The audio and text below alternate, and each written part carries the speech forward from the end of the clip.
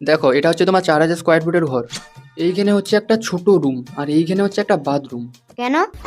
আর এই ধরলো তুমি রাত্রিবেলা শুয়ে আছো, তখন তোমাকে হাগু পেলো, তখন তুমি কি করবে? হুম।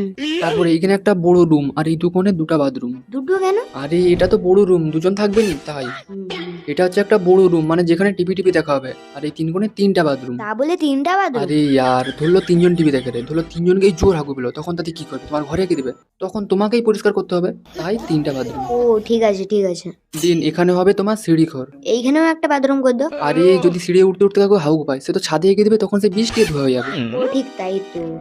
এবার এটা হচ্ছে তোমার মডিউলার কিচেন, এই দুকোণে থাকবে দুটা গ্যাস আর দুকোণে থাকবে দুটা বাথরুম। তা বলে দুটা বাথরুম? আরে এবার তোমাকে কি বলো বলো দেখি। আরে যদি দুজন রান্না করে তাহলে তো দুটা বাথরুমই লাগবে। আর যদি না বাথরুম করে বাদ দাও, তাহলে তোমার রান্নার কড়াই রেখে দিবে, তখন তুমি খেলুবো। ও তুমি তো ঠিকই বলেছো। এবার এটা হচ্ছে তোমার মেন গেট আর তার পিছনে একটা বাথরুম। আরে তুমি কতগুলা বাথরুম করবো? এটা তুমি কি করছো? আরে আরে তুমি ঘর করবে নাকি? পরে তো হবে নি, তুই পালা। তাহলে বাদ দাও, আমার ফ্রিজটা দাও। তুই আগে ঘর যা। হাই আমার 5000 টাকা দিবে নি।